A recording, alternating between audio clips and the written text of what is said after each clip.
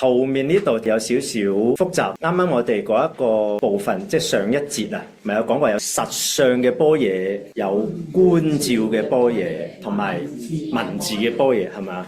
好啦，聰明嘅大家配對一下呢兩點，邊一點係對實相，邊一點係對觀照，邊一段係對文字呢？第一點定第二點係實相般若啊？第一點咯，係咪已經寫到明啦？般若係一切法嘅實相。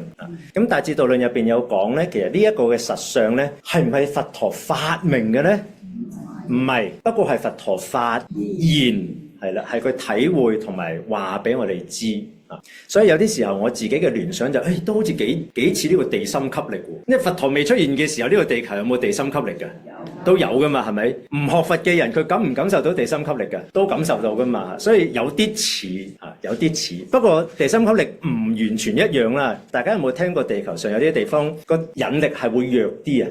但甚至乎有冇睇過啲片咧？係一個斜坡，跟住你開架車去嗰個斜坡下面嘅時候咧，跟住你個人出埋嚟啦，放埋迫力。跟住架車係會慢慢自己瀡上去上面啊！好多年前我見過，我唔好似話喺中國大陸有，外國都有。跟住有啲科學家就話，可能嗰度嗰個引力場咧係與別不同啊！所以平時你如果係個人落咗車放開迫力嘅話，只會向下嘅啫嘛，係咪先？佢就反而係個車會自己會向上爬。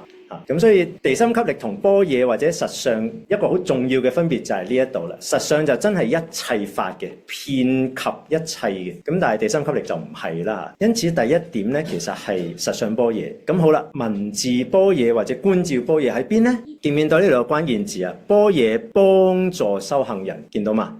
啱啱我哋嗰一節咪有講過嘅，文字般若或者觀照般若其實係我哋獲得實相或者係邁向開悟嘅工具或者方法啊嘛，係咪？所以啦，第二呢一點其實就係講緊文字般若同埋觀照般若咯。咁所以呢一個部分只係一個複雜啫，唔去詳細講啦。反而咧今日就想同分享一啲新少少或者深少少嘅嘢啦。咁既然我哋知道般若佢既係指一切法嘅實相，即係本來面目啦，禪宗有所謂。咁而我哋借住觀照般若或者文字般若，想做到啲咩啊？就係如實地見到啦。所以你見唔見到呢一句說話，其實係三種般若喺晒度啦。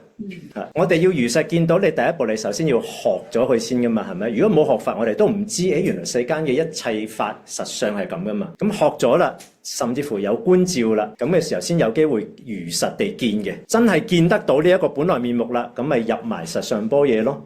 咁所謂一切法嗰個本來面目係咩？就係緣起無自性。所以差少少題外話啦，開悟究竟悟啲咩呢？唔同嘅人有唔同嘅講法啦。但係如果係比較嚴格地跟翻經論嘅話呢，其實就係去體會翻一切嘅嘢都係緣起無自性咯。甚至乎我哋稍後就會講埋啦，即係接住下面就會講啦。呢一種體會體悟嘅境界呢，你係冇辦法用語言文字去描述出嚟嘅。所以我成日都話，如果你遇到有啲人話，哇，我開悟啦，或者我睇到啲咩，聽到啲咩，諗到啲咩，我明咗嘅話呢，嗰個十之八九都唔係真嘅。因為當中有一個好重要嘅前提，佛法提出就係，一旦我哋能夠諗得到，甚至乎講得到、寫得到、睇得到嘅嘢呢，嗰個就已經係世間嘅表象嚟嘅啫。而世間嘅表象呢，係咪實相啊？嗱，你擰頭嘅話又小心啲啊！實相有冇離開世間嘅相先？冇嘅嚇，所以你唔好咁快擰頭住。不過佢唔完全係世間嘅實相，係咪？但係我哋剛才講話，如果佢能夠同你講話，哇！我打坐完之後，哇！我明咗、通咗、諗到、見到啲乜嘅話，咁就應該都仲有啲問題，係咪？咁所以就你明點解我話嗰個人就唔需要太刻意將佢嗰個嘅經歷嚟到放大佢啦。